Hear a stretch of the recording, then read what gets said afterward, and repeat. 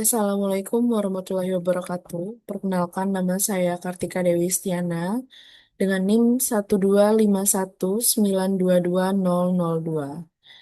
Baik, pada kesempatan kali ini saya akan menjelaskan hasil dari laporan keuangan saya tentang UMKM Mamito Foodies.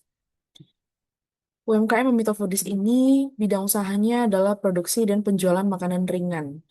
Produk utamanya yakni risol mayo, risol sayur, dan snack box sederhana.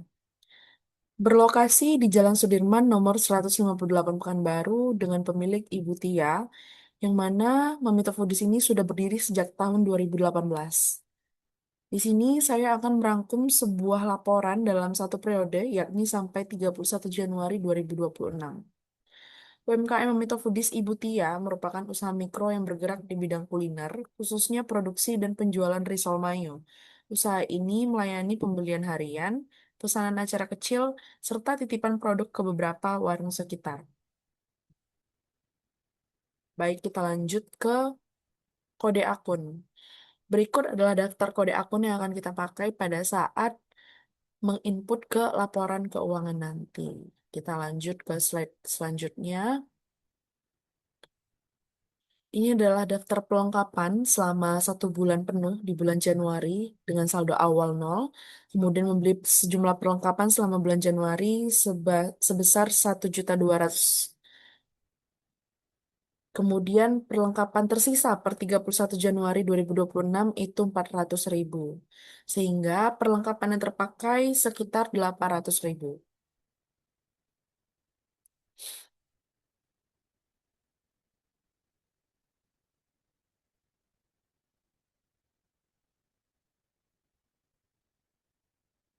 Bisa kita lihat dari tabel penyusutan aset tetap, terdapat dua aset tetap, yakni penyusutan bangunan dihitung dengan metode straight line. Diperkirakan menghasilkan beban penyusutan sekitar 250.000 untuk periode ini. Kemudian peralatan dengan metode yang sama menghasilkan Rp166.667. Penyusutan dicatat terpisah di akun kontra aset karena ini sesuai dengan PSAK 16, Property, Plant, and Equipment, di mana akumulasi penyusutan disajikan sebagai pengurang dari nilai perolehan aset. Kita lanjut ke jurnal umum.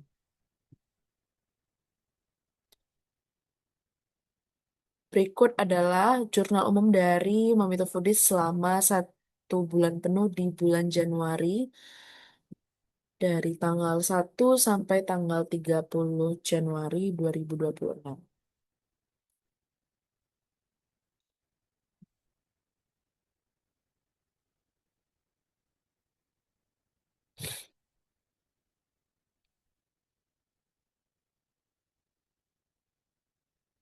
Kemudian kita lanjut ke, di sini bisa kita lihat semua pengeluaran sudah tercatat sesuai tanggal transaksi. Kemudian didapatkan hasil sebesar 65.666.667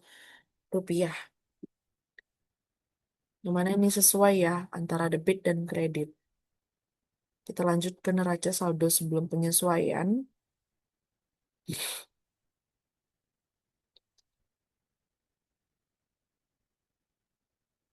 Di sini kita sudah lihat ini adalah posisi akun per 31 Januari sebelum jurnal penyesuaian dicatat. Mari kita lihat sisi debit. Kas sebesar 13.950.000, piutang usaha 1 juta, perlengkapan 1.200.000, persediaan 8,5 juta, 8.500.000, bangunan 30 juta, kemudian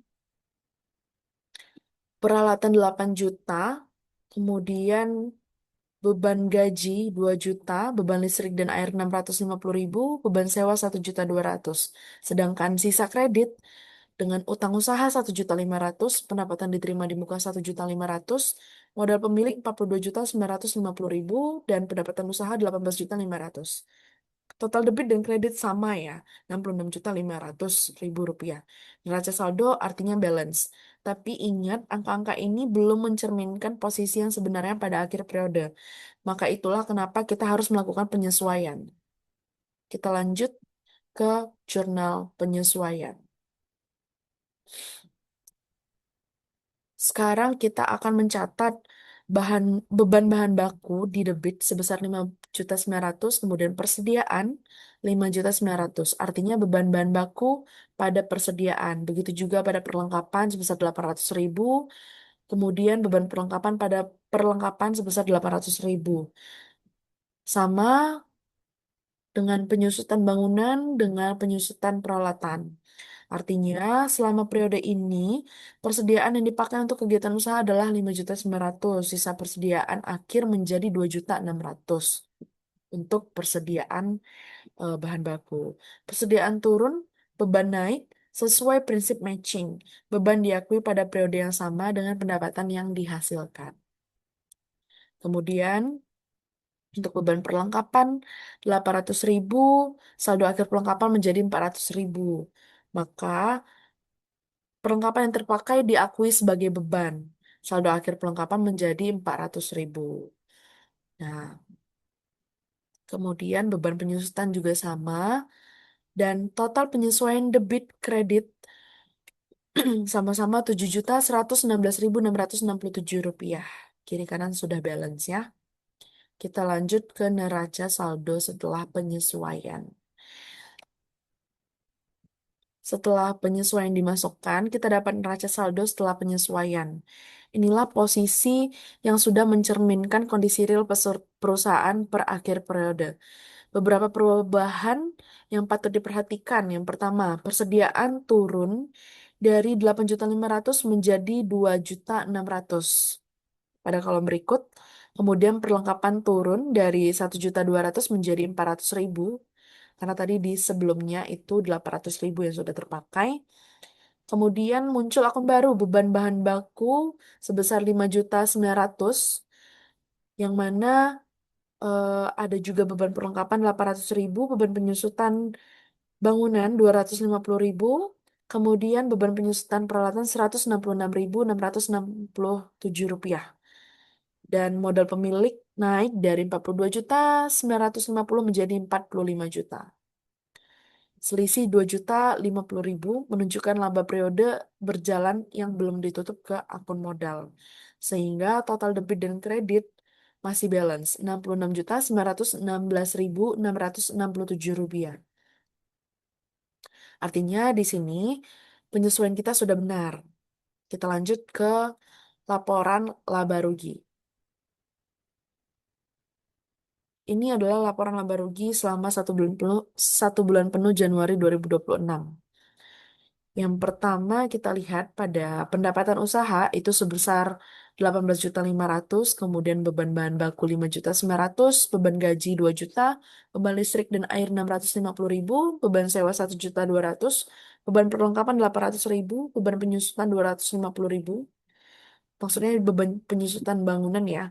Kemudian beban penyusutan peralatan 166.667 rupiah.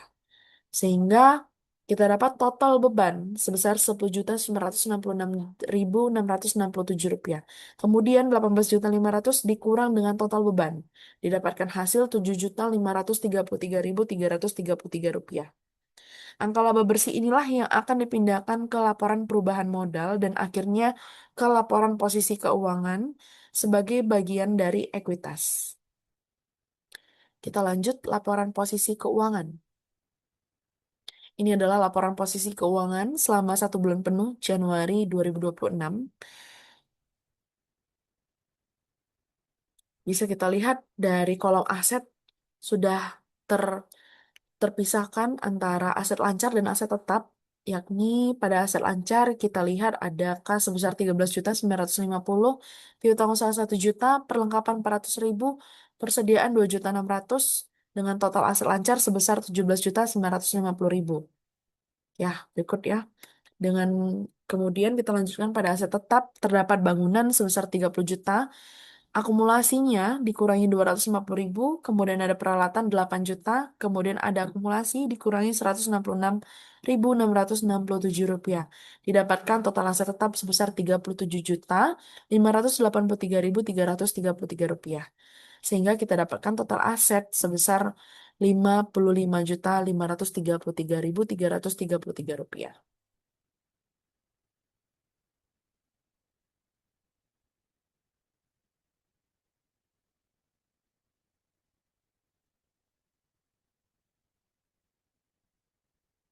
Kemudian bisa kita lihat dengan kewajiban dan modal.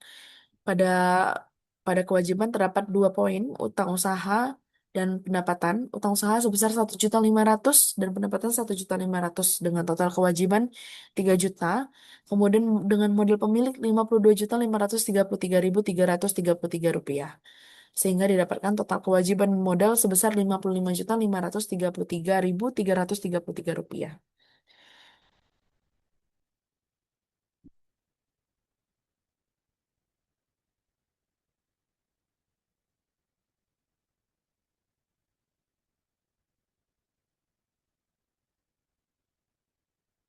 Kita lanjut pada laporan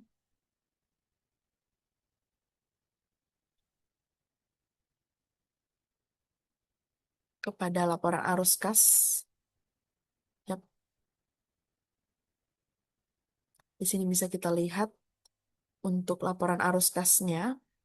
Ini adalah hasil laporan arus kas yang sudah ditarik dari akun kas dengan klasifikasi arus kas dari aktivitas operasi, penerimaan piutang, pembayaran utang, pembayaran beban, kemudian arus kas dari aktivitas investasi, pembelian aset tetap, bangunan dan peralatan.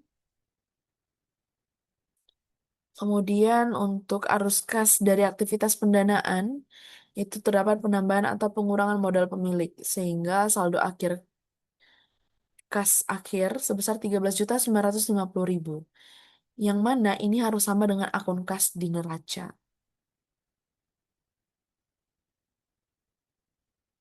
Sehingga bisa kita lihat untuk catatan akhir laporan keuangannya seperti yang sudah terlampir. Dan yang ingin saya sampaikan adalah itulah gambaran lengkap siklus akuntansi dari proyek akuntansi keuangan menengah 2.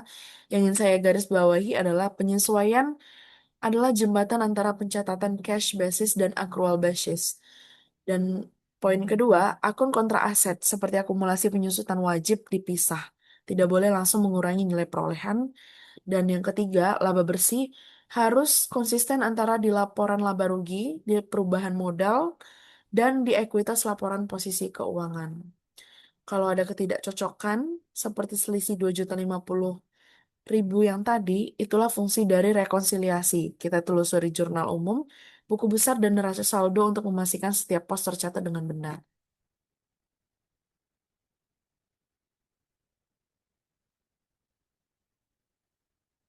Sekian dari presentasi yang bisa saya sampaikan pada hari ini.